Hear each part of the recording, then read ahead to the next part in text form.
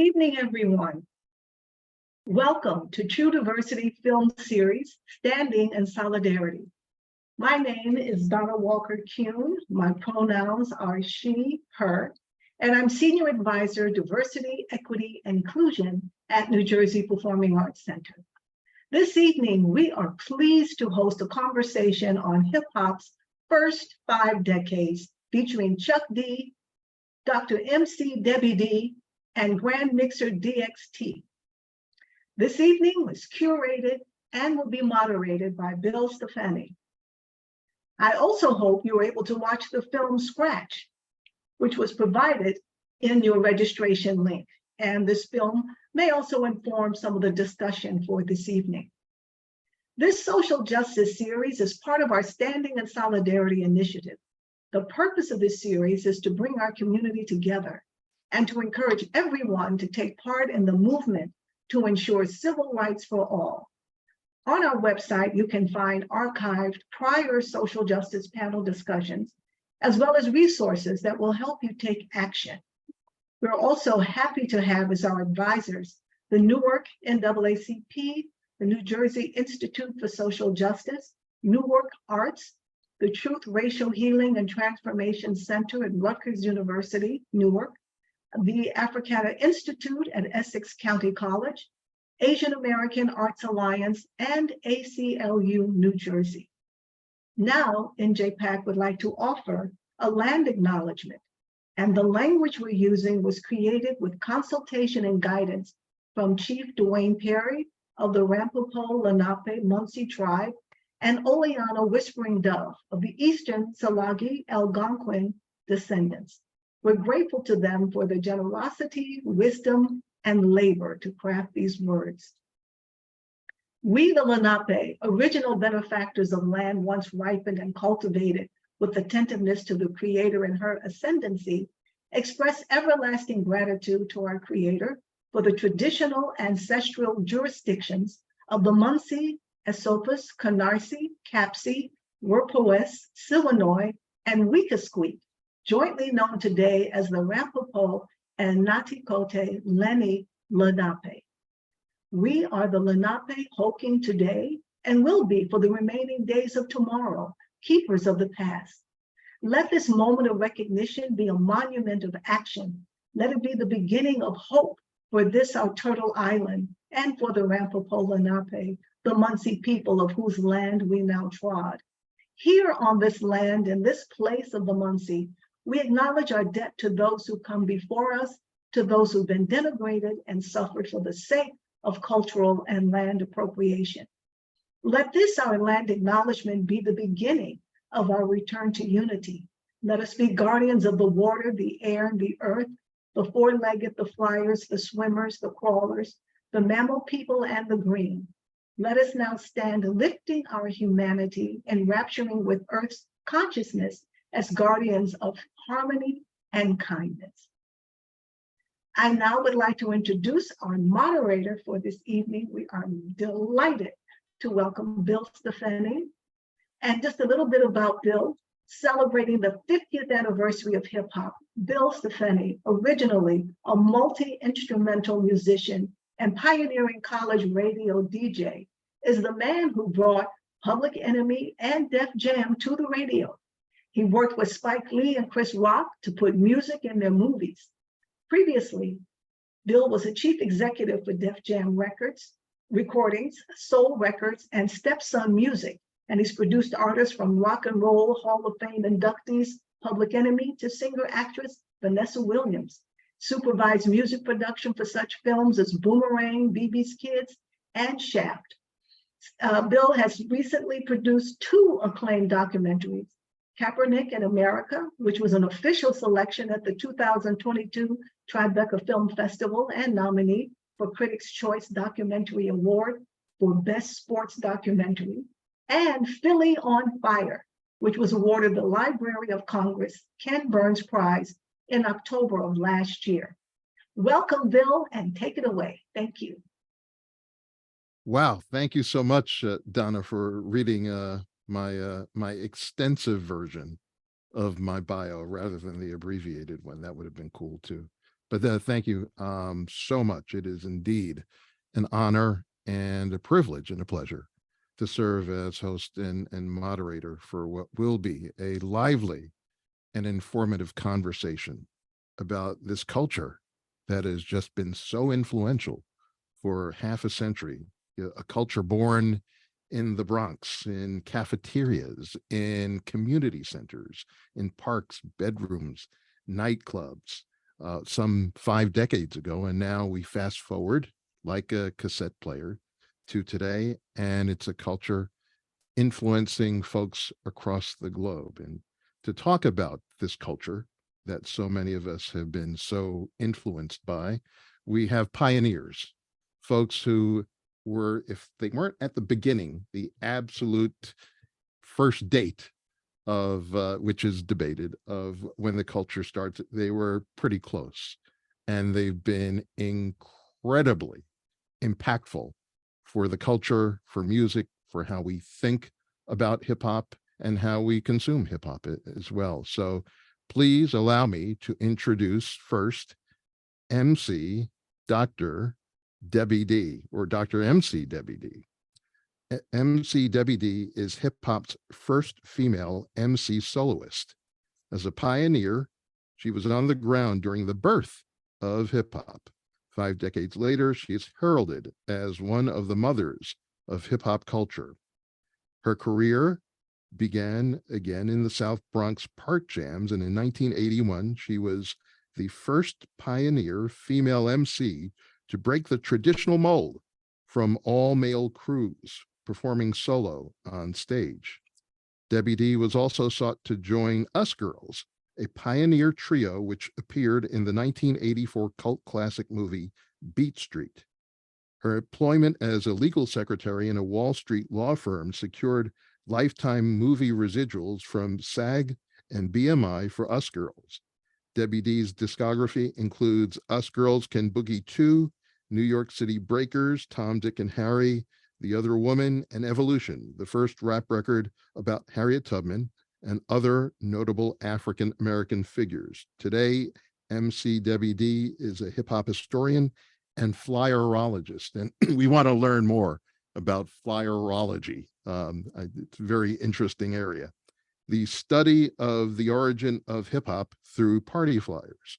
As an educator, she holds 6 earned degrees, including a doctorate, and is the first pioneer in residence at NJPAC, the New Jersey Performing Arts Center, in the Hip Hop Arts and Culture Arts Education Program. Please welcome Dr. MC Debbie D.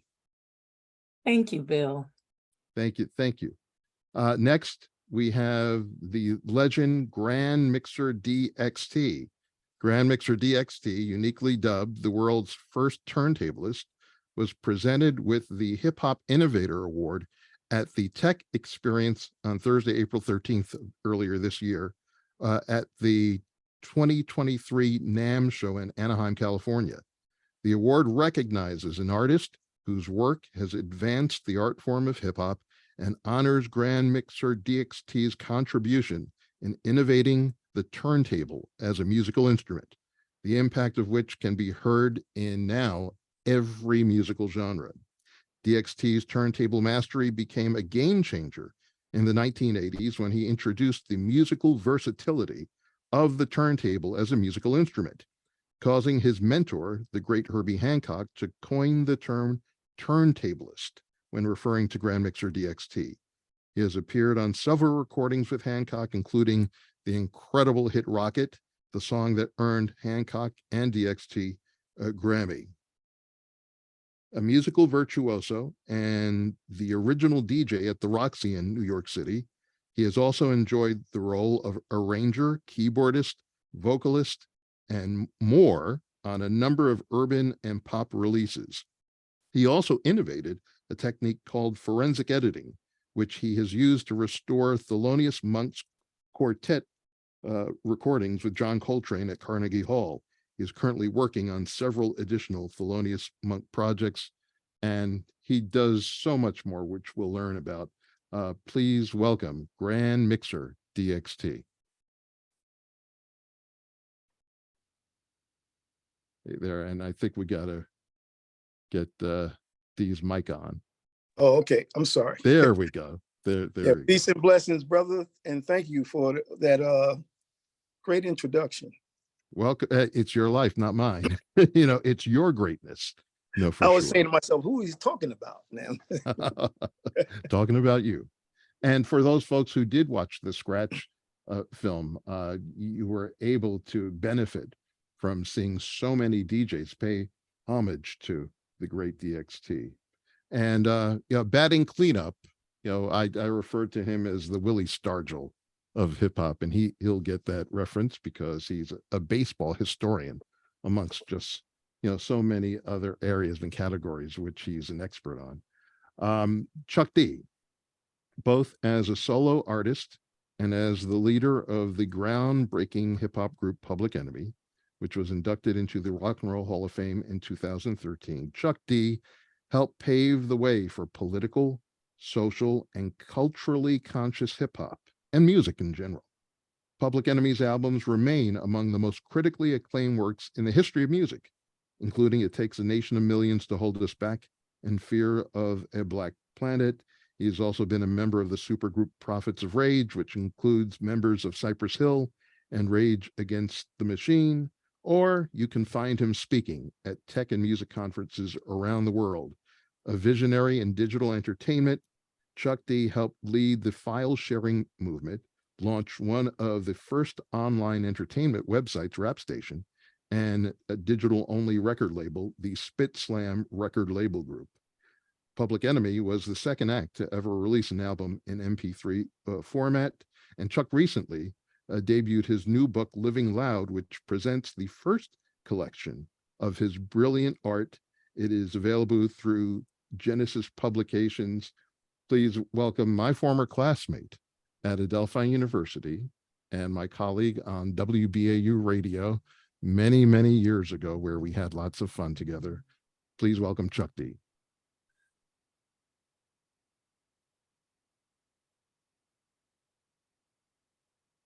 Do we have Chuck?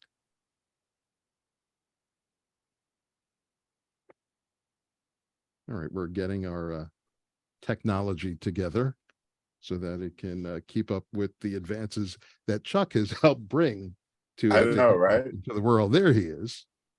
Here we are. Yeah, I couldn't press that unmute button. So anyway, thanks for the kind words, Bill. It's a hitch in my swing between Willie Stargell and Joe Morgan's Chicken Wing. Yeah.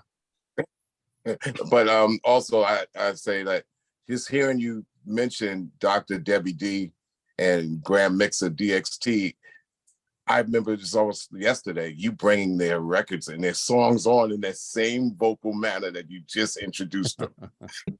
How about that? Yeah, hey man, it was a pleasure back then, and it's a pleasure tonight for sure. It is just amazing to have folks who basically were there as all of this began. And I'd like to start with Debbie D. I think this year folks do acknowledge that the culture of hip hop began in the Bronx. What I'd like to get from you, and maybe you can give us some guidance. Why the Bronx? Why was the Bronx, the petri dish, the laboratory where this incredible culture that now has sustained itself for 5 decades? Why did it begin there? Well, I think probably because of the time frame and what was happening in the 80s, and particularly with the budget cuts that were going on.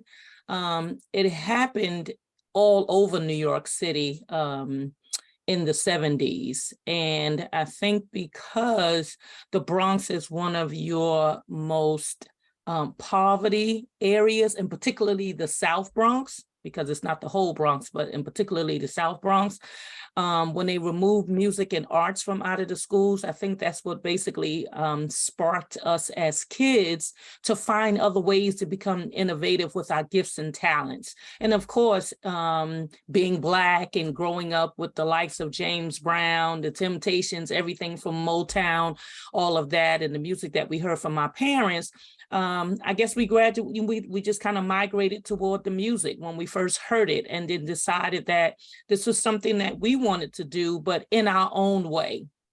Particularly moving away from hearing an entire record to just kind of shorten it down to the break beats and the dance movement, getting on the mic. It was just an opportunity in our own way to have fun. And I think because, again, the Bronx being that poverty, the South Bronx, I want to be specific when I do say that, because there are other areas of the Bronx like Riverdale, or perhaps like the Co-op City area or North Bronx, people would say they didn't have the issues that we had in the South Bronx. And so when you look at the South Bronx, basically that was the area where you had a lot of people who were steeped in poverty in these very condensed environment, just kind of looking for a way out, and for kids, just looking for an opportunity to have fun. Sure. Dee, you were there too at the same time that Debbie D was. Well, and I'll ask the same question. Why the Bronx as opposed to Akron, Ohio, as opposed to Malibu, California? Is Debbie D correct that there were very specific factors economically and otherwise that drove it? She's correct about a couple of things, and there's a couple of things where we've begun to have a better understanding of them now, and so the narrative has changed for those who have been able to look back and analyze what actually occurred.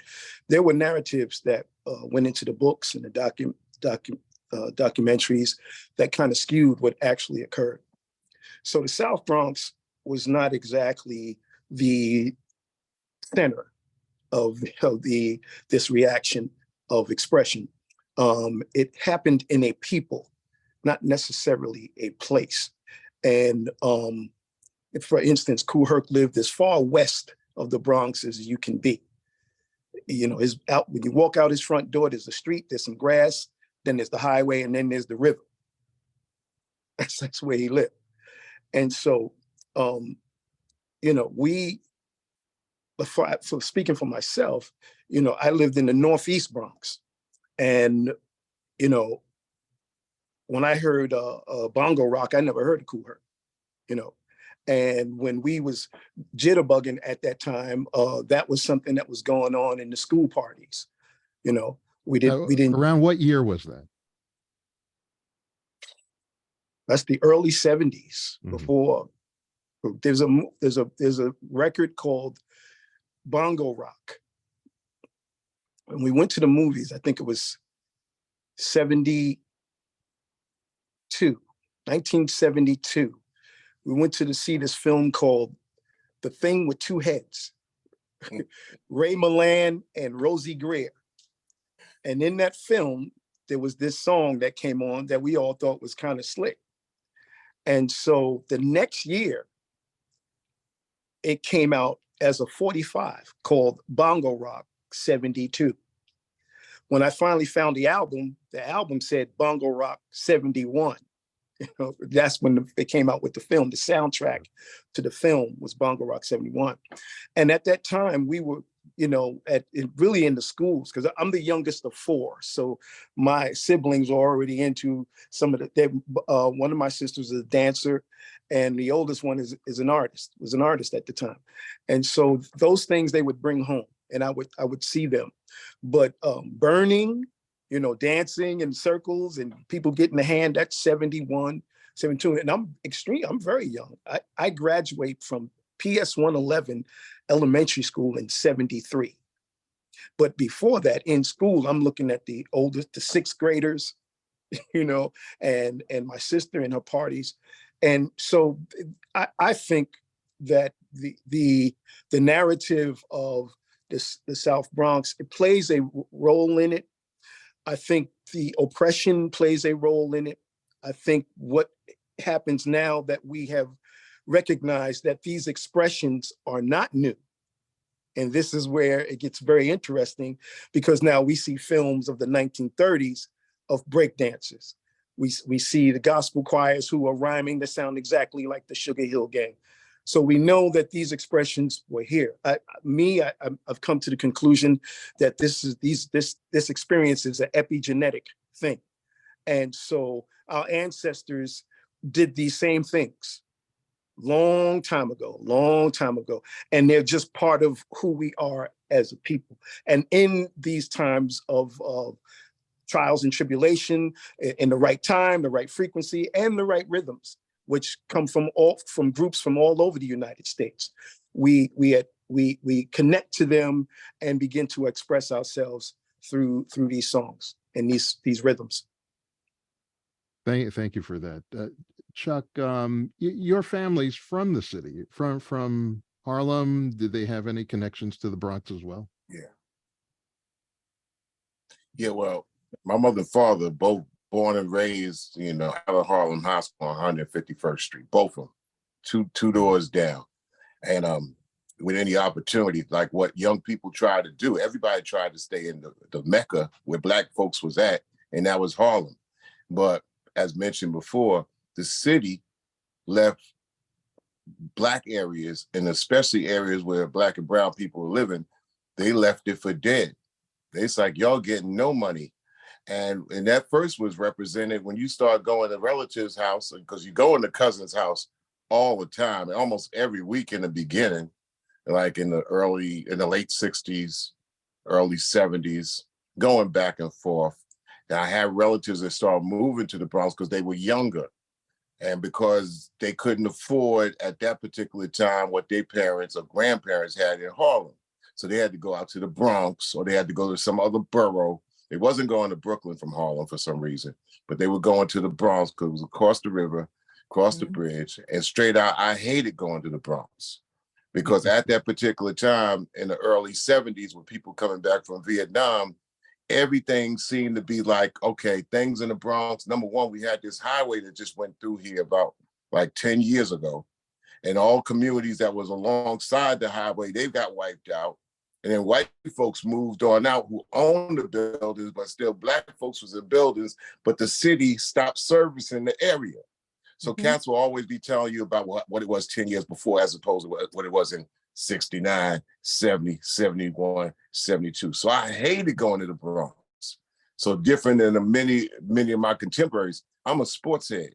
So to me, the Bronx means the Yankees. We ain't digging them. The Bronx means going to my cousins. I ain't trying to go there. And at 73, when this thing started bubbling up, I understood some cousins talking about, oh, this is what we doing, the music. And I'm getting down about 75, 76. And I'm like, oh, okay. All right. This makes music interesting. Because before then, it was just like, why? But they was making something out of nothing because, like Professor Debbie D said, they stripped the school systems first. So cats I knew and my cousins, they would just go on to the schools and just like going in and out and nothing that they had. And then that started to happen all over New York City. And so by no mistake, when we understand migration and disintegration and immigration, by the time I know I'm 14 years old, I remember clear as day, you had the president told New York City, drop dead. Y'all ain't getting no money. So what does that mean as Black folk in the New York metropolitan area? It means that you at the bottom of all that. And we happen to be on Long Island, but yet and still we tied to all our relatives. So I'm saying, people coming out to stay at your spot. You going up in the city to stay with your grandmother. You in the summertime in Harlem, and they got the Black Panther lunch program. Do I want to be in Harlem as opposed to running the streets in Long Island in the grass and the trees? No, but I'm there. So you really get indoctrinated with all this, and it starts to make sense years later why Harlem and especially the South Bronx got beat down by New York City politics and authorities. Yeah. For full disclosure, again, Chuck D and I went to college together. We attended Adelphi University. We joined the college radio station WBAU together. We basically have had the same life, except him much more artistic, than me. Me much more behind the scenes. And the reason I bring that up, my experience on Long Island was pretty much similar to yours. That all of my relatives were in the Bronx, and during the 60s and 70s, families were still extended families were still relatively close. So, I would curse my parents that early Saturday morning is get onto the Throgs Neck Bridge and, go up to, actually for me on both sides. On mom's side, it was the Northeast Bronx, Co-op City in the Valley, what they call the Valley, Tiemann Avenue, is where my maternal grandparents lived. And then on the paternal side, my grandmother was in the Soundview houses. And to sort of explain, I guess, suburban sometimes perception of that world in the 70s, when we were on that first floor of my paternal grandmother's apartment on Randall Avenue in Soundview, we would hear all of this loudness that was like in the quadrangle of the projects. And my parents, really my mother, said, I'm not going to let you go outside and play. That was hip hop actually being developed. But again, from a suburban perception of those Black folks, Black and brown folks who decided to go out to places like Queens, Southeast Queens, or Nassau County or Suffolk County, that culture that was being born during that incredible time, had a different lens from Black and brown folks who had left the area. So, hearing you, Chuck, speak of that experience of we've known each other almost forever, and I never knew that you had that exact same childhood, that I had. So it's, incredibly illuminating for sure. Debbie, so the environment of the Bronx, foreboding in some ways, but energizing in many ways creatively, which, gives us the culture that we're talking about right now. At that time, I was assuming an adolescent, probably younger than that. What draws you to all of that which developed during that time? The art. I was born and raised in Harlem. And in 1976, my family had a really bad fire. And so we wound up moving to the West Bronx for about 6 months. And then we moved to the South Bronx, specifically Webster Houses. And we moved to the 19th floor. And one day I was just in my room and I just heard this record just kept playing over and over. And anybody that know the 70s, records didn't play like that. You basically heard a record play, all of the record played out.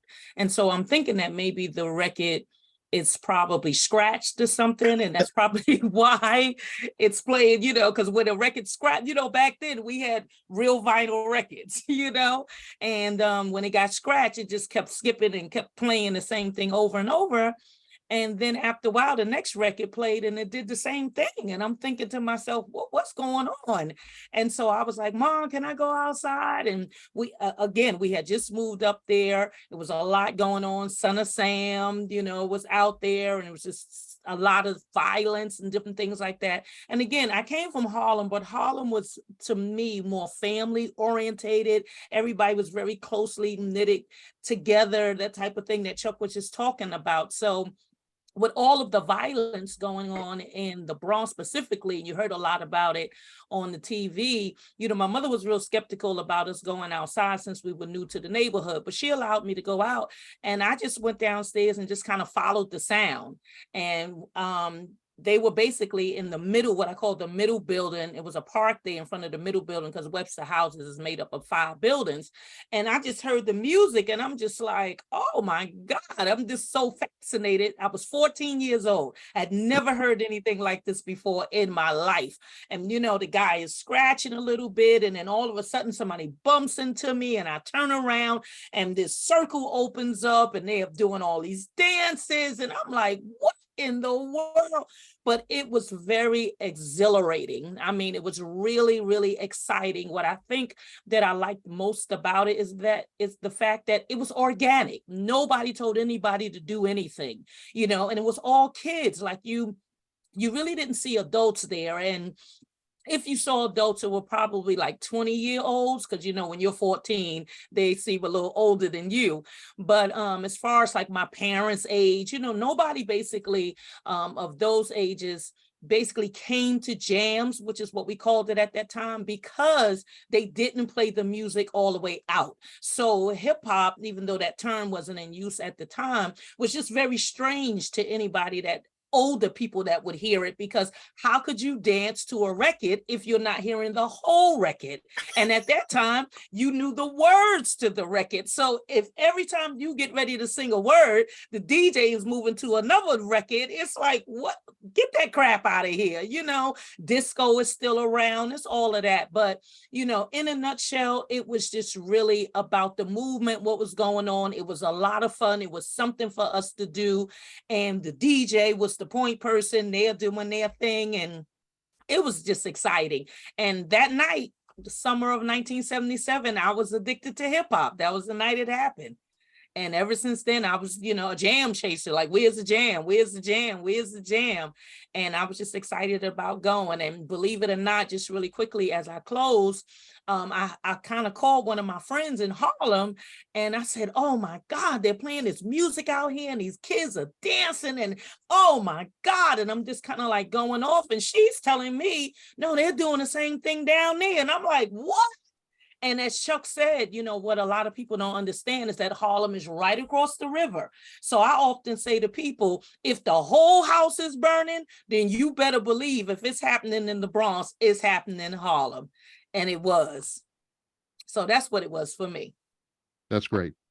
That's so vivid. You know, I feel like just by what you described that I was like right there next to you.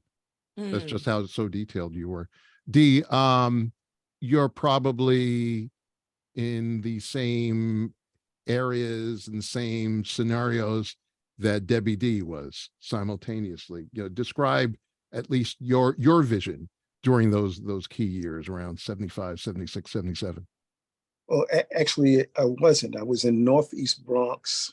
And like I said, I went to see this film called The Thing with Two Heads with Rosie Greer. And that was our introduction to a record that had a break in it like that, other than James Brown, which was normal in the household. And so, you know, I'm from a music family, entertainment family. And so I was always at house parties. My Aunt Audrey and Uncle Rex were musicians and played. And so we was at these parties all the time. And so, and I'm a drummer. I started playing drums very early, like 5, 6 years old. And so I was into beats and breaks and stuff like that very early because that's what I had to practice. So my introduction was interesting. I grew up in Eden Wall Projects. And at that time, when we heard bongo rock, we never heard of Kool Herc. This summer where he does that first party, I'm graduating to junior high school. Never heard of him. But we're seeing, you know, other DJs in our neighborhood in the Bronx, particularly a group called TNT Disco, which was a guy called Tony O'Gara and Fat Tommy. And they were much older.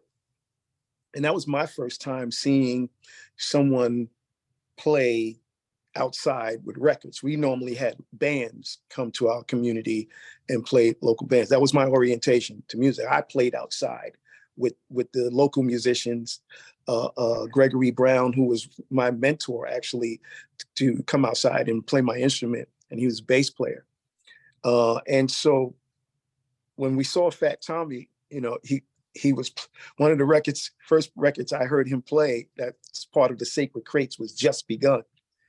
And at that time, you know, we were very young. And so we were just saying, wow, okay. And we would just sing the song. It was a song, it was a hit song in the street because we would sing all the words, you know, and it was mostly up rocking small moves, and he didn't have a huge sound system. And then in the wintertime, we went into the community center. And this is 74, 75. You know, there's, you know, I don't hear it about Kool Herc until, you know, it's late 75, you know, mid 75. His name is, but we don't go to his parties, you know. And so in our neighborhood, we had our own thing, our own experience, you know, and along with Gun Hill, Charlie Rock was one of my childhood friends. And so we started dancing everywhere. We started going places, hearing about, oh, there's a party over here, there's a party over there. And so, and there was a bunch of us, we had our own little crew. And because we lived all the way up in the Northeast Bronx, we wasn't in the mix of the things going on in the West Bronx or the South Bronx. And it was really mainly, Webster Avenue and West is where things were going, and going south. And so, all of us became, like serious dancers, and dancing was in my house. My sister danced with Forces of Nature, Chuck Davis and all that. So we started just dancing, but at the same time, I'm a musician. So I'm listening to these rhythms and these beats, and then I'm going through my mother's records, and she has these records. You know what I'm saying? The records that Fat Tommy's playing. The truth is, we're listening to our parents' record collection, except we are now focusing on these rhythms that happen, these breakdowns in the song. And we're beginning to tune into that, where it's affecting us in a way where it's causing us to want to dance to just those sections of the song. And it's very funny, actually, because you look back at it and you realize that, man, what would you do if you had a violin? You was learning to play violin the whole time. Now, I'm a drummer, so I rocked right into it. But I know a guy who played sax, another guy who played horn, and they began to put these instruments down to focus on these rhythms, which was interesting. That's why I started thinking about it being an epigenetic thing. And so by 75, we started hearing, late 75, we started hearing about Kool Herc in my neighborhood. His name started circling, and the PAL. And so we all got together and we got on the bus to Webster Avenue, got off 183rd, and we went into the PAL, and that was it for me. I walked in there, and like he said, you never heard it like this before. And it was a sound system, like we had used to, like small sound systems, like just your mother's stereo system turned up as loud as possible. This guy had a sound system that you felt it. There was no escaping the subwoofers. There's no escaping it. And for me, once I started feeling that energy hitting me, and that transformed me, actually. As a drummer, I started to listen and feel the rhythms in a different way than I ever felt them before. And it spoke to me, and not just externally, but internally. And so I became a huge fan instantly. And this was like 74, 75. I became a huge fan. And he was playing records as a drummer. He was playing records with beats. And I used to do that, just wait for the break so I can practice these break beats. So here's a guy who's playing all of my mother's records, except he's focusing on these sections of the song that had the get down parts in them. And that's what we called them, the get down parts. And so that was basically my introduction. And as a musician, I had a whole nother level of understanding of the musicianship and the vast variety of artists that he had. He didn't have just a soul collection of records. He played rock and roll. He played everything, but he focused on the songs that had these changes and these segments in them where it spoke to you in rhythm, not just melodic stuff. Sure. Yeah, absolutely amazing. So it's a combination of not only the rhythms, polyrhythms, but the volume that wound up hitting you. Mm-hmm. Yeah, it was the punch in the chest. Yeah. That felt good. Yeah. And I've heard folks who say that, and this is later on, that the reason they left their fandom of rock and roll, that it didn't have that punch, that it didn't hit their heart, it didn't hit their soul. You get that crunch of the guitar, the distortion that you heard, whether it's from Jimi Hendrix, moving right on forward to Aerosmith, what have you. That certainly was critical and important, but there was something else that hip hop did that almost just penetrated you from just Right. a feel standpoint. And he would say on the mic, you never heard it like this before. Just before. Yeah. He would Yeah. say that. Yeah. And we never heard it like that before.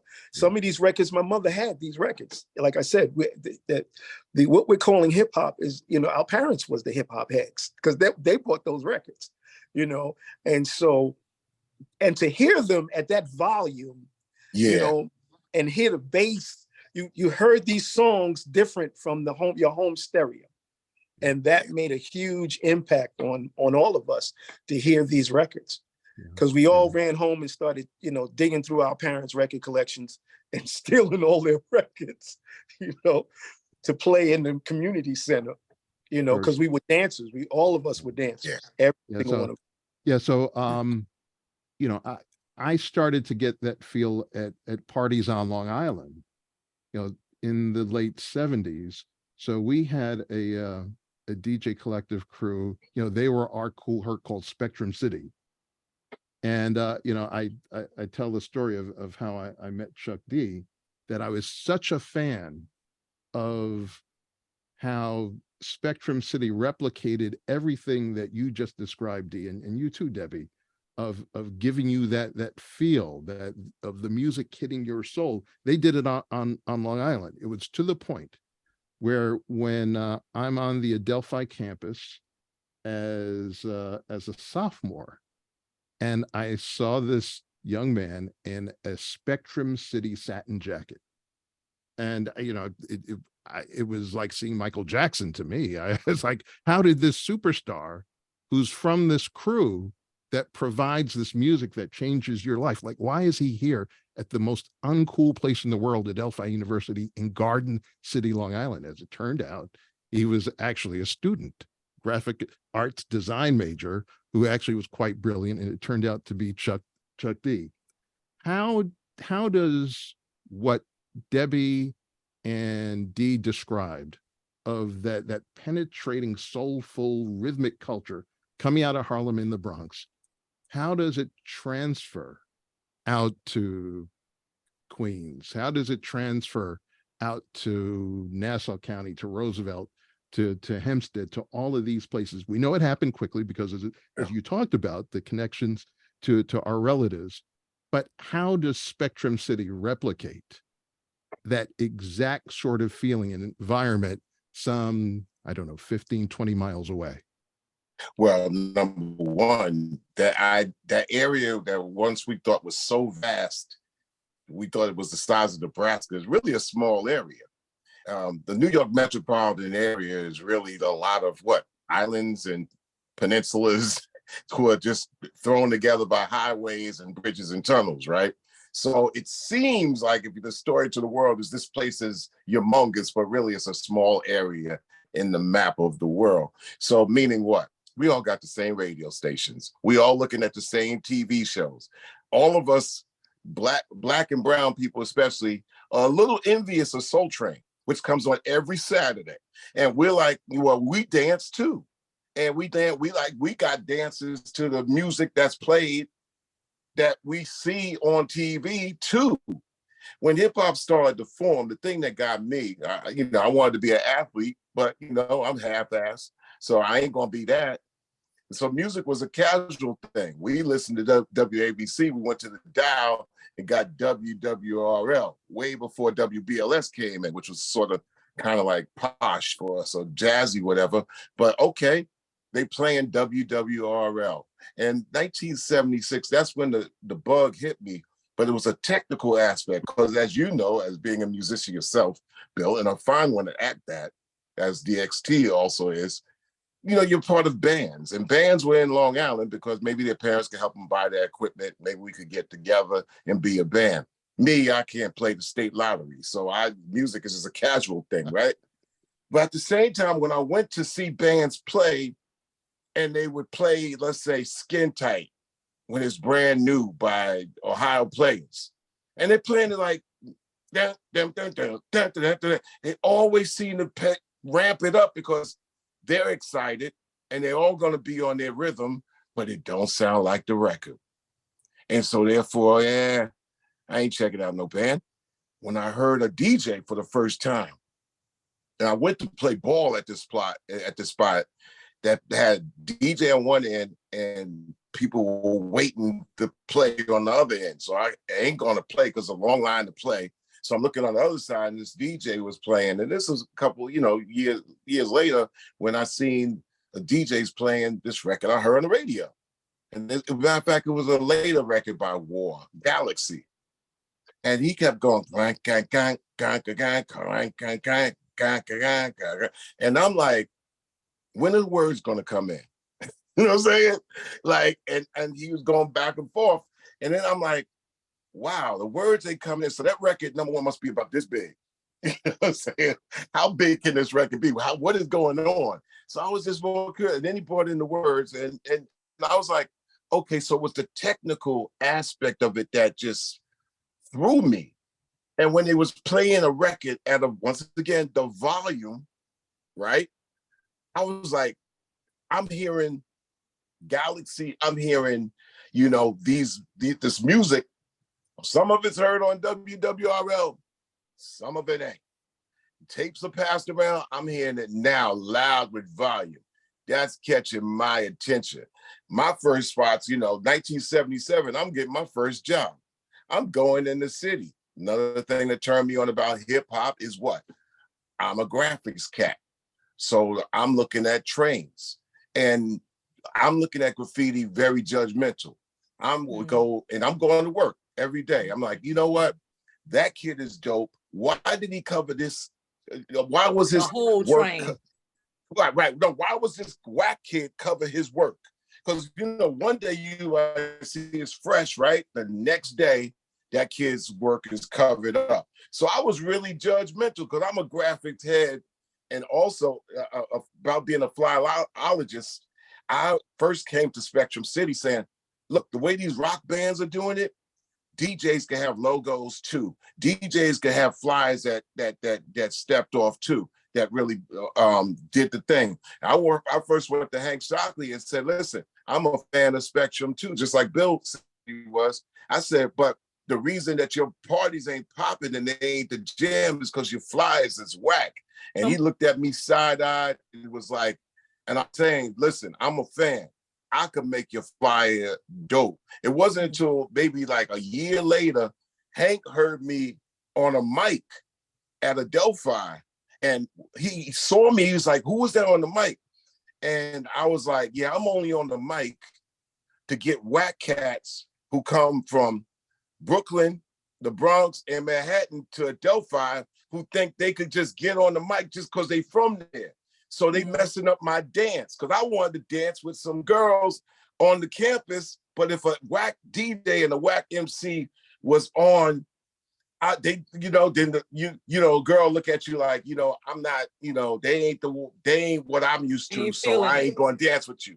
And me, it take a lot of work to get that dance up. You know what I'm saying? So I started getting on the mic just to shut a whack dude from getting the mic. And that's where Hank saw me. And he was like, yo, I said, yes. But what about the flyer thing I went to you last year? He said, what? You was on the mic? I said, yeah, but I ain't trying to, he said, nah, yo, I got this thing. And that's how me and Hank got together. And so when Bill saw it, I mapped out there's a graphics part of this. So the elements meant something to me. The elements, when I saw real dope graph writers, I said, man, these cats is dope. I knew who was the whack ones. When you saw a dope DJ, what did that tell you? You knew who a whack DJ was. When you heard a dope MC, you immediately knew what a whack MC was, right? And then with those elements right there, with DJing, MCing, dance, and also graffiti. Oh, that's right there, the elements that made me like, this is panoramically exciting. And that's what got me into it. But yeah, hearing that volume, hearing that song that you thought was the jam that either might came through the radio or might got broken down into a part, right? Like that's the thing that was a turn because you heard it loud and you danced to it.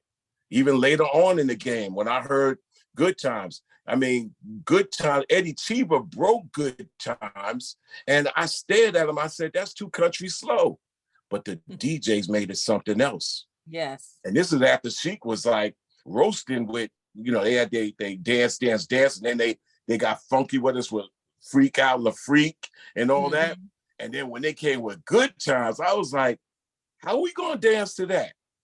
That record is so slow. But that was the furthest thing from the reality talk in 1979, which was later on in the game. But the technical aspect blew me away. Sure. Can I And Good just Time. jump in real big? No, go right ahead, Debbie.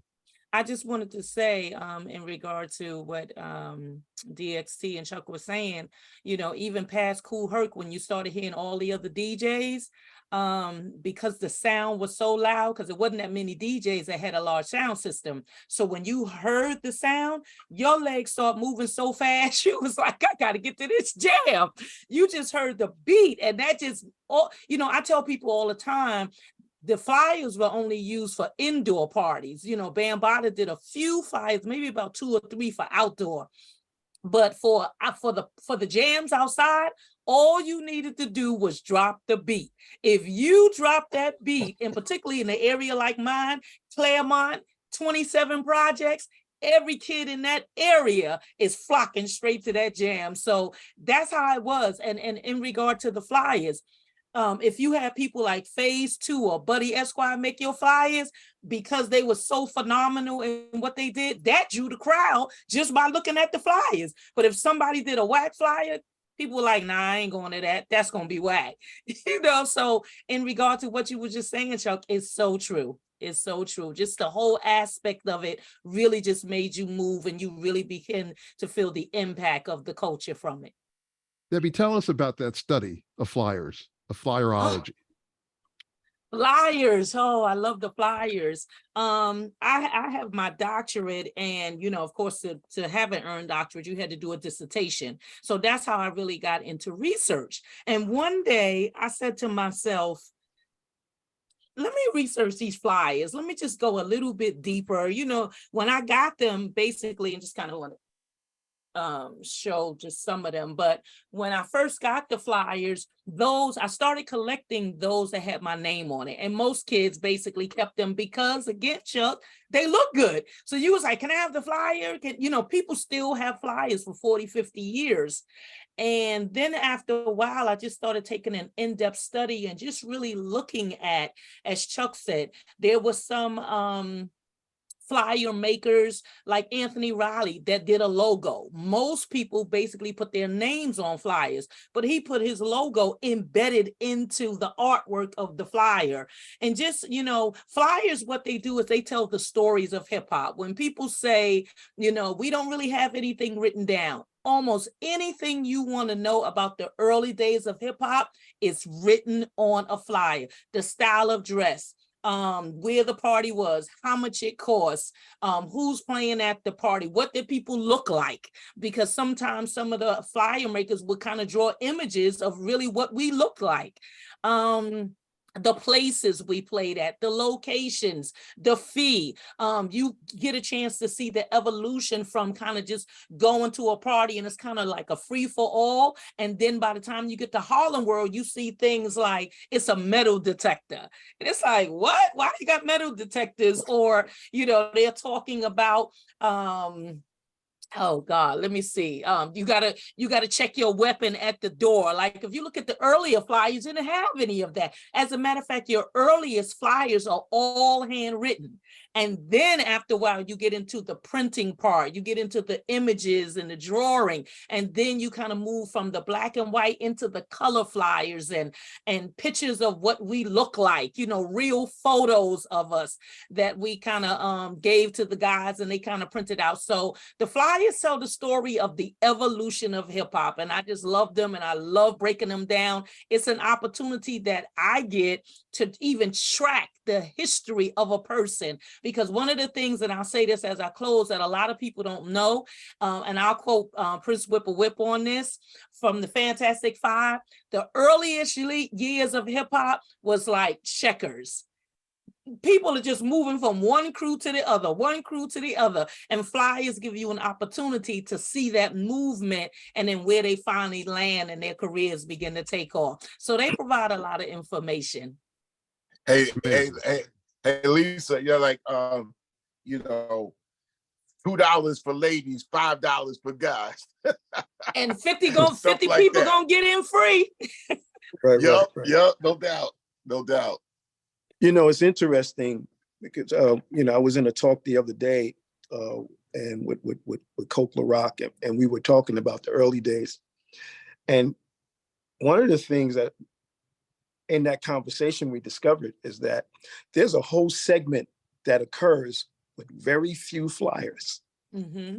And there's a whole, like, and also in different areas, like the Northeast Bronx, or even in Westchester where I was, the places were so close together, you didn't need flyers. You can walk 5 minutes from the Collins Brothers event to Infinity Squad playing up the street. And so in the Bronx, in certain areas, it was word of mouth still. They left it that way until they realized that they had to make flyers, because now they're realizing that this is all being documented. But a lot of time went by where there were no flyers. It was still word of mouth in certain areas, especially when those communities were like tight, you know, where they didn't have to go far away to do parties. Once they saw that other communities were coming to their neighborhood, that's when they started saying, okay, get some flyers to get those people, especially when they started charging more than $2 to get in. Now you're advertising to bring that money in. When it was $1, $1.50, it was just like, whatever. They're going to show up and pay that dollar or that 50 cents or whatever. But once the numbers started going up, you started promoting with flyers. And just so that you know, Paradise, my brother Paradise Gray, has in his possession the very first flyer to date with the word hip hop on it. And guess where it's from? Brooklyn. Yeah. Amazing. See, AD, this is the dynamic that's getting caught up in a whole bunch of the regional politic that's coming out. Because I know from Long Island, I think Bill could attest from this, because we was, especially in Nassau County, which was the closest county, everybody came from every single borough out there. It might have been a little bit of that in Queens, but nobody really migrated from the Bronx to Brooklyn at all. There was no reason for anybody to go from Brooklyn to the Bronx or the Bronx to Brooklyn. They had their own planet that was forming. Now everybody went to Harlem. Harlem is the mecca for Black life going back to 1922, 1910, right? So that was the mecca. Migration. And then Jersey has its own dynamic where it's migration. You can go back, Black family been there since 1890 or whatever, and they straight from Georgia or Virginia, right? So they didn't have a lot of immigration from the islands, but the islands for some reason. The Puerto Rican migration went up into the Bronx. The Jamaican and Caribbean migration, for a lot of reasons, that it was economical. If somebody moved from Jamaica and they go to Brooklyn and their sister's in Jamaica, or brother, like, yo, where you at? I'm in Brooklyn. So they go up in Brooklyn. You could go there, find a crib. You maybe work in Manhattan or maybe work in Brooklyn. If there was some jobs there, you're not going into the Bronx. So the music is still kind of heard, but then the different lingos, the different backgrounds, and then that barrier of this borough don't go into that borough. But Long Islanders had the taste from every borough because every borough was out where we was at.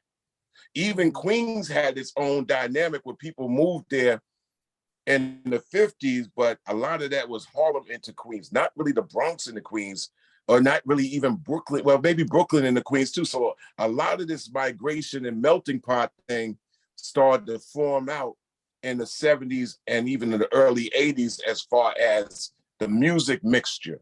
So when somebody says, I'm in Brooklyn, I grew up in Brooklyn, we didn't really have hip hop that way because these DJs played this music. I know one thing, if you went into Brooklyn in 1974, you didn't know how to hustle, you wasn't getting a dance in.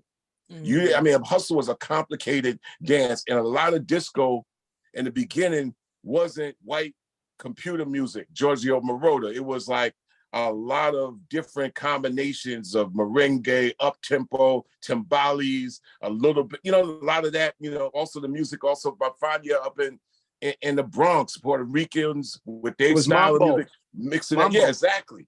So to tell this full story, we're still unboxing, unpacking a lot of this story because of the region.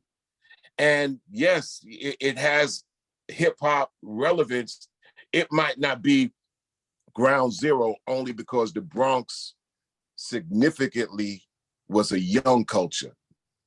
Because Brooklyn, you had heads in their 20s, they wasn't letting young people up in their little bars and cafes that they had. Right. And even when they rented out spots, they just like, yo, man, if you're not 18, you're not getting in here at all.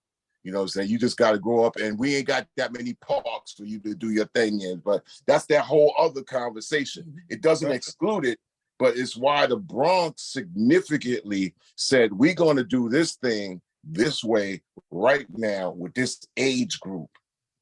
And this age group ain't going to be like old heads, and we recognize that. We saw that because we got relatives in each one of these areas. And if I didn't have anybody that lived in Brooklyn from Long Island, I knew somebody across the street and say, yeah, all my people from Brooklyn. I'm like, I ain't got nobody from Brooklyn. I got people from Harlem and the Bronx. And these conflicts even happen in Long Island when cats start talking about the music. No, I don't know nothing about Yellow Man. I ain't got nobody from Jamaica. But somebody be like, yo, man, this is what we got going down there. And we doing this with DJs too.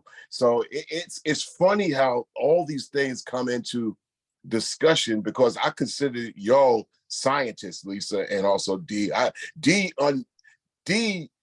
demythicized me a lot on a lot of things that I had heard, and I kind of like was sorting through the folklore and the myth and the hype of it all, and D cleared me up in about 3 conversations when I went to his crib. So I was like, oh, okay.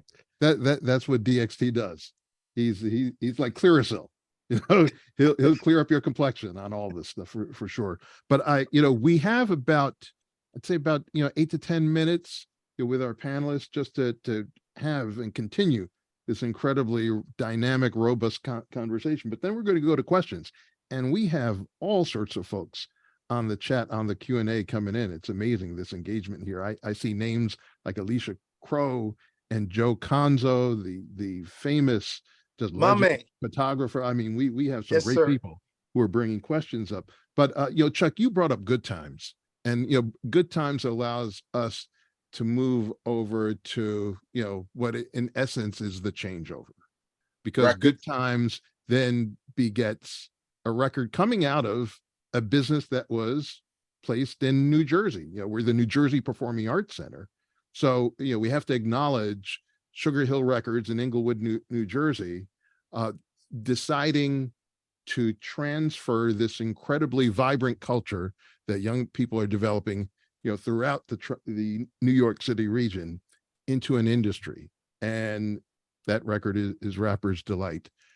Let me ask D, how much does Rapper's Delight impact the changeover from what was, ostensibly DJ-driven culture that we sort of later, I think, called hip hop, to now MCs, rappers become the forefront. The DJ becomes subordinate, really, to the rapper, because now we've figured out a way to monetize the vocal aspect of what came out of the culture. Oh, you just said it. I mean, once they figured out a way to extract the cultural wealth, that was the end of it. And that's exactly what happened. And so there was no use for the DJ, especially in the production area, because the records are made, in the studio. And so the performance aspect of it was, fortunately, for a while, the DJ was also performing on stage with the rap artists. And that became part of the first look. But if you see now, like everyone's playing with live bands today. And now also because of turntablism, the DJ is back as a member of the band when they have that skill of using the turntable as a percussive instrument. And so Sugar Hill Gang in my neighborhood and in the Bronx, and I was the keynote speaker at the premiere of their film, I Want My Name Back, which was very interesting, the story of the Sugar Hill Gang. And we had dinner after that, and I told them, I said, you know, in my neighborhood, and for all of us, we couldn't stand y'all. You know, we thought that the style that they were using was an older style, and it didn't hold up to the styles that was going on at the T Connection, at the PAL. It was an older style. And it was actually just jealousy because they're on wax and we're still screaming in the park, you know? And so, but, you know, to look at that and see the transition into the corporate world, there was no place and there was no one in there waiting to greet us to keep that thing intact that way. This was about just business. And for me, you know, it's also social dynamic to it where, you know, the spoken word is critical. Who controls that? You see what I'm saying? And so that became the focus for many reasons, not just the money. That became the control because of the dissemination of the right music in the right minds. Remember, they just went through the last poets, and here they come again in a different form, younger people. And so that could easily have turned into more rebellious and radical language. So the focus became this, to control this. And at the same time, the you know, the extraction of the wealth, which most people didn't pay attention to. We just all running to be on TV and in a video. We're not thinking about the business of it. And so, you know, in my opinion, that's was done by design, as far as I'm concerned. So the DJ was not necessary. He didn't play any role in what would sell the product. And so he was sort of discarded, but caused him to transition into sampling and producing and getting into creating the music with the records. He's the person with the records. Okay, so now I'm gonna put together these beats from my record collection. And then that took its own shape and brought the DJ back in a lot of ways, you know. Sure, But that's sure. Can I ask D and Lisa a question? Like, Yeah, go. like I mean, you know, Debbie. Sorry, Debbie. The us girls always swims in my brains too. But the question is, in early 1979, I had been hearing ranklings for a period, right? That there's gonna be a rap record. I at that point was like, this is inconceivable. I said, it's impossible. How you gonna put 4 hours of a thing on a record? So all the way up until like maybe King Tim III, I was like, but when was the first, what was going on in your mind up into that? Did you hear anything? And what did you think when you heard that, oh, so-and-so's gonna come out with a record? I remember Eddie Chiba, the older DJ, was going around, and he kept going around 79. I'm getting ready to come out with my record. I'm getting ready to come out with my record. And I was like, how are you gonna put rap on a record?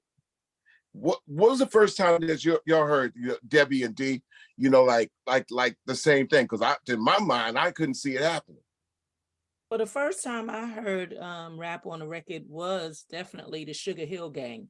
And as Dee said so poignantly, because I'm an MC and we look at what we were doing, which was so different from their style of rapping, it was like, okay, they doing what they're doing, but we're doing authentic hip hop. Right. Like, you know, I'm in the process of writing a book now, and one of the things that I talk about was the style. Like, you have these three guys on one record and they don't break at all. They just, one person come on, the next person come on. We never rhyme like that. We Right. always started off, you know, collectively, and then we break out individually, and then we come back into these And you routines trade off, again. and y'all and Debbie and you and y'all traded off, and these Exactly. styles and stuff like that. Yeah. Exactly. There's a lot of movement going on there, which helps to really engage the crowd. But also we're rhyming to these break beats where they rhyme to Chic, which was basically a already popular record. So the whole thing was like, oh, okay, well, that's cool, but that's not what we're doing. And that didn't necessarily move the crowd at the time. I think one of the things in hip hop, I could probably safely say, that really caused Good Time to be very popular was the DJ. You know, when you get Flash or WizKid or maybe even DST, you know, or the Imperial JC on the turntable, and they're going good, good, good. I mean, it was a staple in all the DJs' records. You know what I'm saying? Right. But we didn't too much rhyme to it as much as the DJs got an opportunity to show their showmanship in terms of skill with that record. It really made it soar in the hip hop. Yeah, but Deb, also when the DJ's cutting it, you had the ability to you know, Deb, you hopscotched it too. You was able to hopscotch break beats too. So that was very like when people out there, we used to do double dutch.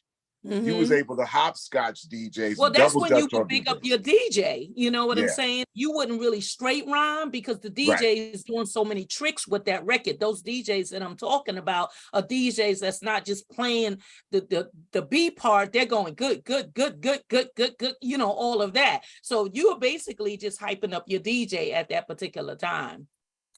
Yeah. So, you know, this has been an amazing conversation. I've learned a lot, and, you know, and I've been doing this for a minute, but just to hear, you know, the emotion and how just evocative, you know, all three of you are about this culture, you know, is I think, again, a testament to the endurance of the culture itself. While we have a few minutes left, I want to give all three of you a couple of minutes just to, you know, take us from, you know, what we've so vividly described of this culture building itself from young people. Fast forward again to where we're at today. What does the culture look like today, and, you know, where is it going from where we're at today? And let's start with Chuck. Collectives were everything. If you didn't have a band, what DJs and MCs and dancers and artists would do is come together and still be panoramic like a band anyway. Because it's not about looking at one person. One person couldn't catch nobody's attention, especially if you're young.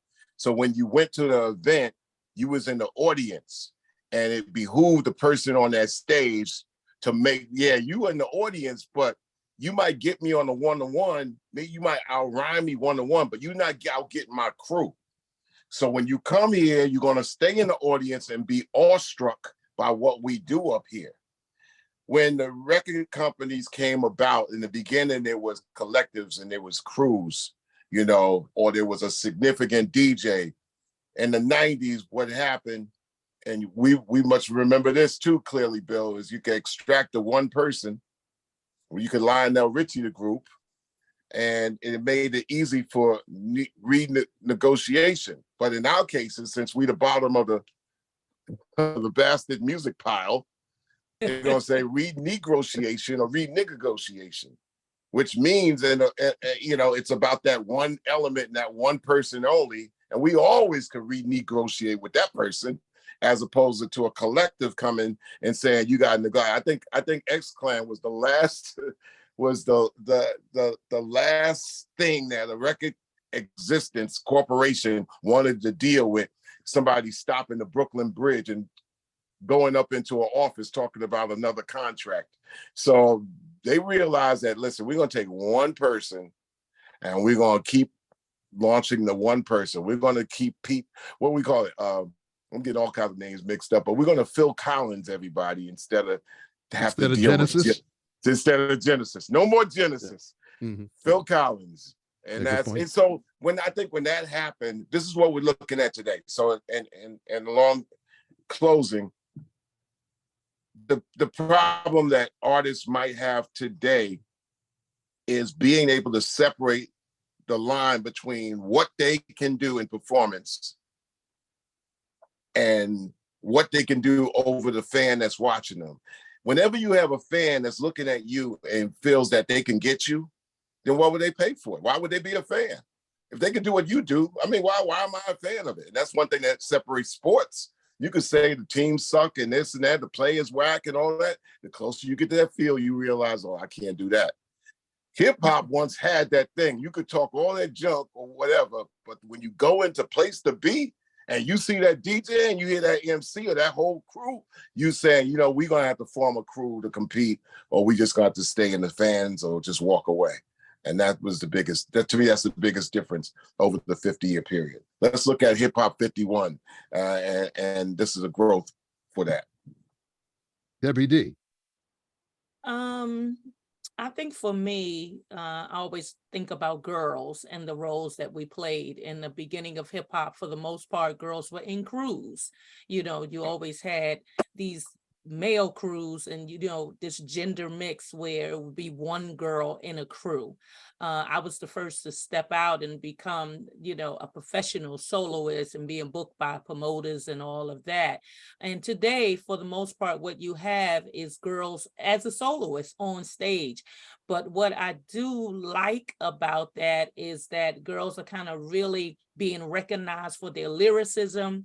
They're being recognized for entrepreneurship, things that we didn't get a chance to kind of really push out early on. But I like to see girls, for future reference, to do more things. I think the longevity in hip hop, we would have to be able to see girls move in film, move in writing books, move into education. You know, I was just on another panel just recently talking about hip hop ed, which is really, really big. When I was in high school at Norman Thomas, we were the first high school to actually merge hip hop and education because they allowed us to play hip hop music in the lunchroom every single day. You know, so me, Mo D, and Easy Lee, Special K, all of us was in there doing what we had to do. But I like to just really start to see women kind of move out into other areas, and also for women to know that you just don't have to be on the mic. You know, I like to see more women be DJs. We have very, very few DJs. I had a female DJ, Wanda D, when I became a soloist. You know, we were a great team together. But today, you know, when you talk about female DJs, you may talk about Spinderella, and who else do we have? You know, you may talk about Jazzy Joyce, but we have very few women DJs. Then we look at people like Missy Elliott, you know, but she's the only name that you hear as a female who is a producer. I like to really see those parameters open up for women and really see some of the great women that can come through there and really take hip hop to another level. Very good. DXT. Why do I feel like the music just stopped and I don't have a chair?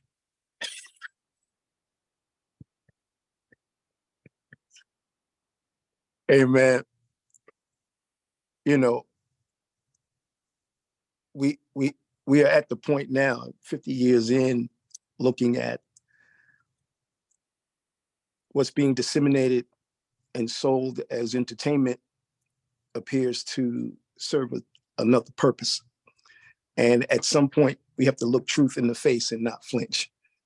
Kanye West made some very critical statements. And if you research some of the things he's saying, he is 1000% correct. And so we are now looking at what we're calling a culture that appears to have been weaponized. And the weapon is pointed at the practitioners. And so there's good, but there's bad. And there shouldn't be bad. You know what I'm saying? And so we have to take a close look at what's happening with our music, because we have young men now in the name of hip hop with a expansion of the the naming process of the music that we all go through. They're calling it now drill music. And in that process, some of them have turned into serial killers. And so for us to celebrate 50 years and not take a close look at who is responsible for allowing this music to be disseminated into our communities is a great detriment to the legacy of some of us that have came and gone. And so it's critical for us to take a closer look at what this is supposed to be, because a culture with no moral responsibility to its youth is not a culture at all. And so we have to take steps into correcting what should be for the future of our children, not somebody else's benefit. And in the process of this, it causes us to reset. And in the reset, the young people are not aware of what occurred before, just like what we're experiencing now.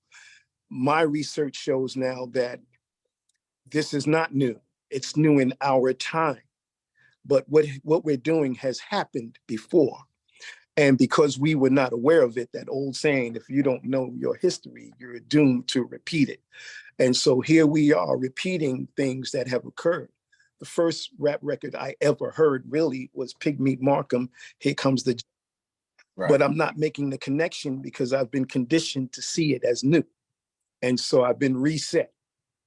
And in this reset, we do not think to look at what has happened before us to improve ourselves for this cycle of integrating ourselves into the record industry, into the entertainment business. And so this is why we see a lot of these stories of artists getting ripped off and all that. How many times, how many generations do you go through that before you correct that? Do you figure out what do you need to do so that these things don't happen? We're talking about the record industry being a multi-trillion-dollar business, and yet there's no hip hop hospital, there's no hip hop anything that is controlled by our community, that we are able to fix some of the ills that affect us in these communities. And so it's critical now that for the 50th, there's the Hip Hop Alliance that Chuck and myself, we are part of, with Curtis Blow and other people. And there's ways of us to come together and start discussing these things and looking truth in the face so that we can fix these problems. It's not all ice cream and cake and beautiful when we're seeing artists, rap artists, talented people being shot and killed, and then everybody just moves on like it's no big deal. We have to focus on the things that we need to do in order to change this dynamic, because if you're paying attention, Kanye West is correct. And shout out to him for even bringing that up. Got it. Thank you, Dee. We have a couple of questions before we completely wrap up. Here's one that comes in. Can you discuss the correlation between hip hop and house music? New Jersey had a huge house music vibe. And I throw these out to the panel itself, not to anyone specifically. I'll let the DJ speak on that. I don't know. I know it's big in Jersey because I live in Jersey right now, and house music, you put on house music, that's it. Yeah, well, house was basically, DJs that, I mean, in the city they had the Garage, in Jersey they had Zanzibar, Chicago they had their DJ thing that started off with a certain vibe at the sort of like in the crux of disco, but a little bit of the organic, I mean, really, Earl Young revolutionized that.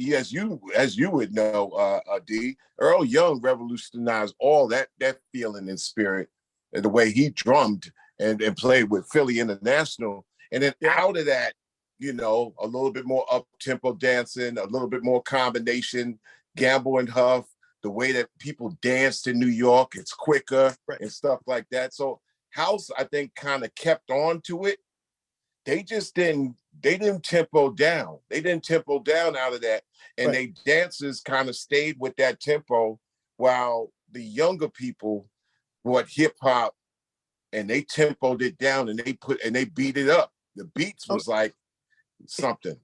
Yeah, but ultimately, they kept the soul music part of it with the Euro four on the floor, four on the floor, four on the floor. But they kept the soul sound because most people don't realize that the term disco is a misunderstanding of the French word discothèque, which meant a place where you go to hear music, a library of music. It's not a genre of music. And that misunderstanding is why people say, oh, this person, they're not hip hop, they're disco, because they played dance music. But I just did Sway in the Morning when I showed that Frisco Disco was one of the biggest hip hop records, you know what I'm saying? And I Can't Stop. These are huge dance records, but we played the break of these records. And so, those records are some of the same music. It's just in our environment, we was looking for the break, or what we call back then the get down part. There is no real difference if you're sitting there listening to the whole record. You just listening to the whole record. We just didn't play the whole record. Sure. I remember. I'm sorry. Go ahead, Chuck. No. A lot of that music was also kept to draw a dividing line. Y'all kids stay out there in this club. Y'all not getting in this club, or y'all not getting in this college event unless you dress this way, unless you paying this money, and unless fraternity or sorority is allowing you to come in the first place. So, I mean, a lot of that was also dividing the line of 20-year-olds and 16-year-olds. Correct. And if we got to stay to this music, really. A lot of it had to do with alcohol. Yeah. And keep in mind that, Mario, Smokey, and Herc were older than us, a lot older than us, like 7-8 years older. Yes. And, we went to Smokey's parties on 169th and Grant. Can I jump in for a second, very quickly? Yeah. Who's Smokey? DJ Smoke was Kool Herc's nemesis. He by his own mouth. own mouth. Huh? Yeah, so a lot of people didn't go to Herc's parties, they went to Smokey's parties. A lot of people didn't go to Smokey or Herc's parties, they went to Mario's parties. And those three DJs are from the DJ culture. The DJ culture overlaps into the B-boy dance culture. And those three DJs, and so is Hollywood, but the DJs were older. And then once the party started making money, they went with the older crowds to make money. Those three DJs decided they're going to stay with the younger people. Herc, Smokey, and Mario stayed. They did older parties too, but they played for us, the 16-year-old people, the dollar to get in parties, and which was one of the greatest things that happened is that these older DJs said, hey man, we're going to stay with these young people. Something's brewing here. Something's connecting here, Sure. And that's And what they happened. were all in 3 different sections of the Bronx as well. And as Dee was talking about earlier, as time went on and more people started hearing about it and kind of crossing to different neighborhoods, that's how they started making the flyers. So you have Mario in the Southeast, and you have Herc in the West, and then you have Smokey in the South Bronx. So yeah. 160 69th and Grand Avenue.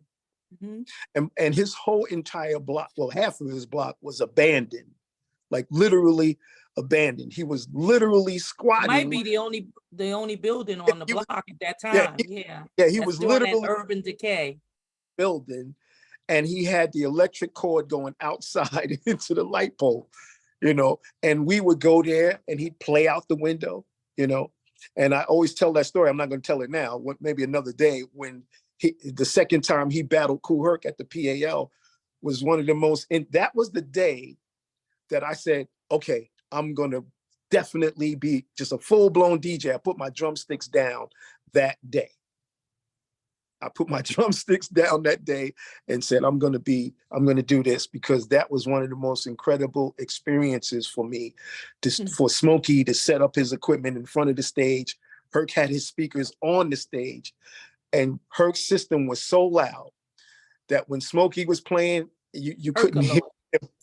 You didn't hear him at all. You heard little things coming through his speakers, but it's a battle. It wasn't planned to be that way, but Herc blasted Smokey out the building, and Smokey's last words was, "I'm gonna be on 169th and Grant to the break of dawn." And we all went there, and sure enough, everything's abandoned. We was on the abandoned cars, and he played. We were dancing until the break of dawn, and that day was the deciding day for me, where I said, I'm gonna DJ. I'm gonna go full blown with it. Not just b-boy, but full blast DJ. And that was it. And every pioneer, I would say, D, has that moment where they saw somebody else and said, I'm gonna MC, I'm gonna DJ, I'm gonna be a break dancer, I'm gonna be a graffiti artist. Every single one, because we were all kids. Right. I was a huge Herc fan, but it was what Smokey did that blew me away, because he lost the battle. Like, he was blown out. But the fact that he said, I'm going here and I'm gonna rock to the break of dawn, and then he said that's because Kool Herc does Cinderella parties, because he had to be over at 12. And so he said, man, I'm gonna be here to the break of dawn. And man, he did it. And from that day on, I was like, Smokey was one of my heroes. And it turns out that I didn't recognize Rob years later. And that's who I joined in Mount Vernon, Rob the Gold, who was part of the Master Plan bunch, but he had a full beard. So I was like, who is this guy? Oh shit, Rob. You know what I'm saying? And that's how I got into it. Like, seriously, the Master Plan bunch had a huge impact on my career. Go ahead, Chuck. Chuck, go ahead. I was gonna already ask Debbie and also DXT, like, when's the first time y'all heard yourselves on a tape? Oh, for me, that's like I said, I was in a childhood band, so that's from childhood. Well, I joined my first crew, DJ Patty Duke and the Jazzy Five, in '79. So it could have been either 79 or 80, but people were always, taping you. The biggest thing, and I talk about this in my book, the biggest thing was walking down the street and you could hear somebody have a boombox with your voice on it. It was like, oh my God, it was like you made it. Yeah, but everybody's like, I got your tape. They probably got it from Richard T, from T Connection or something like that up at Rhythm Den. It's a moment. Then it went further for you, because 1984, you're in the movie Beat Street. Yes, sir. So it goes beyond just hearing you on a box, that you actually wind up being on the silver screen in what basically is the first major feature movie for hip hop. Yes, how did that feel? Oh, that was amazing. The fact that Harry Belafonte was the producer, I was exposed to a lot of Black culture and knowing, important people of our day. And I was more excited about being in the movie because of him. I'm like, I'm going to meet Harry Belafonte. Like, are you kidding me? This is the Banana Boat Man. So I was excited about that. But, in my studies, I learned that Stanley Lathan was the producer of the movie, and I didn't realize he had done Sanford and Son, a little bit of Sesame Place. He had done a lot of different things. That's Sanaz Lathan's father, the actress. But Guy Davis, who was Ruby Dee, and Ossie Davis's son. Yeah. Two of Harry Belafonte's daughter was in it. Just all these major players. But one thing I will say about that particular movie is that I was working in a law firm at that time, and my boss, I was telling him I had to be out for about 2 weeks. He said, where you going to be? And I said, I'm going to be in this movie with Harry Belafonte. I had to throw that name in there. And he said, well, next time you go to the set, tell him to call me. And so I told them to call him, and I thought they were going to put me out the movie. I got nervous. I didn't know what was going to happen, because they came on the bus and they was like, who is Deborah Hooper? Oh God, they done use my government name. But out of that, that's how we were able to get the residuals to actually have SAG and BMI from that movie. And here it is almost 40 years later, and I still get paid for that movie today because of that lawyer and working in that law firm. We have Wow. time for one more question. I don't want to leave this one hanging because it's a pretty important one, I think. What can you speak to the contributions of Latino people in hip hop culture in New York during the 1970s, especially in the early to mid 1970s? There seems to be a lot of chatter these days about this issue. So this looked like a pretty good question for us to offer some thoughts on before we close out. I mean, I And could leave it to anybody. Yeah, I think that everything we were talking about included the Latino community that was present there, and I just find it, unfortunate that there's this line being drawn, and this division coming up through this commentary, and it started by people misspeaking and not understanding that everyone who was at these parties was at these parties. So especially the talent, who was there and who wasn't participating in it. And so there's this thing, and I really don't want to get into, but there's this whole debate now about the Latino communities participation in the early parts of hip hop culture.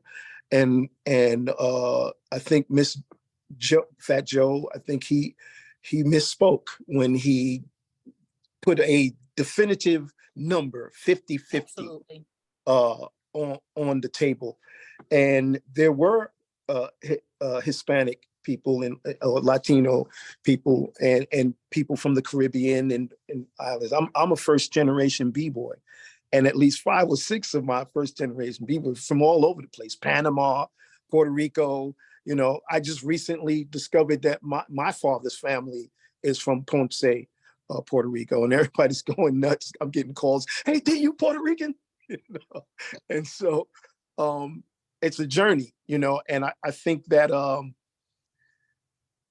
everyone in the Bronx who heard that music, who went to those jams, we all know who participated in it, and we definitely the Latino community was at those jams. The real issue is this 50-50 thing is what has caused the problem, and that is a discussion that we should have amongst the practitioners, because it's the practitioners who knew and know who was there and who was not there, and the amount of people.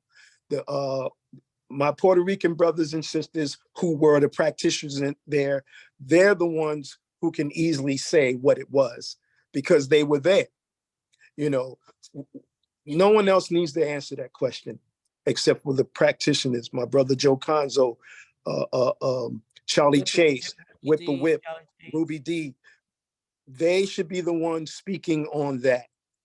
Who was there and who wasn't there, or if you want to play this numbers game of how many people from this group of people from this background, the people who were practitioners there at that time from different cultural backgrounds can tell you who it was. This whole argument is ridiculous. Very, very good. The only thing I would just add to that, Bill, just really quickly, Sure, is that Debbie. because there was such a small number of Puerto Ricans, Latinos that was there, those individuals need to be celebrated. I'm very fervent on that because there's such a small number. A lot of them oftentimes had gotten backlash for coming out of their community. Again, they're kids too. They were only teenagers, 13, 14, 15 years old. And some of them went against the grain. There's some early interviews out where they talked about, how they would get backlash in their family. But because they decided to step, into our culture and to participate, what they did and how they did it was phenomenal, and they need to be celebrated specifically for the work that they put into the culture. Yeah, but not to push back on what Debbie is saying, but I think our culture is could be a problem because it's a culture, and that problem that we're having is a social problem within the education, the identifying, the colorism issue. And so, because you have people who say, okay, I'm from this culture, but then we're looking at skin complexion. And so it's a much deeper problem. There's a colorism problem. And Debbie is correct, but we have to look at the broader situation here, because it borders on, there are people who are involved for ulterior motives. You know what I'm saying? And so we need to, this is something that we have to create a roundtable discussion. My brother Joe Conzo, Crazy Legs from that community, Whip, Charlie Chase, we need to sit down and have a roundtable discussion and discuss that, because there's issues there that are not being spoke about. And I'm not going to bring it up here because it'll blow everything out of the water. But there are things that are happening based on historic issues that have been done historically. And this is what's not being spoke about.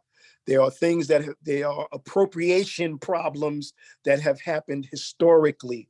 And there are people who have participated in that. And in some ways, there are people involved in this argument now with that same agenda. And I have to put that on the table. And so we need to bring that to the table and we need to discuss it. Dee, thank you so much for that. And we'll punctuate the conversation right there. We probably need another 2-3 hours just to deal with that topic. I do want to thank MC Dr. Debbie D. You were incredible.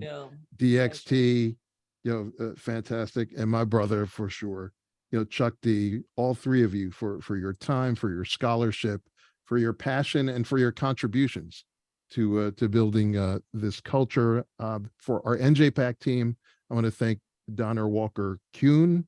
I want to thank David Rodriguez, Kitab Rollins, Craig Pierce, and Katie Stein for making this happen and giving us the opportunity to have a very deep, passionate conversation about the past 50 years of hip hop. And with that, I'm going to throw it back to Donna.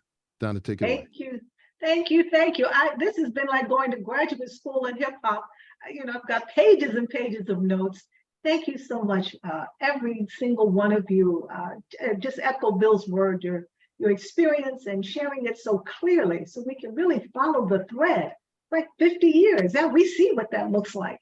So thank you, and I know that you're going to continue to build another 50 years. NJPAC is going to continue celebrating the 50th anniversary of hip hop throughout the year, so stay tuned. We're going to keep, looking at this important issue. And then I invite all of you to join us in 2 weeks on October 30th. Our next Standing in Solidarity panel will be on the topic of the African roots in the Latino culture, music, and dance. And the film that we're going to focus on is the Buena Vista Social Club, which many of you are familiar with. And then just a couple of reminders. We have our jazz jams this week, every Thursday. We have those. We have Hispanic Heritage Celebration as part of our arts education program on October 20th. We've got a documentary premiere of our mayor, Ross Baraka, on October 24th. And then our Moody Jazz Festival starts November 3rd, which presents amazing performers from Dee Dee Bridgewater, Take Six, Gladys Knights, the Sarah Vaughan competition, we have it all. And so that is what we're excited about. Debbie D, I want to ask you if you can just one sentence tell us about the NJPAC classroom project you're doing on hip hop. You spoke so passionately about women's roles, and you're leading this.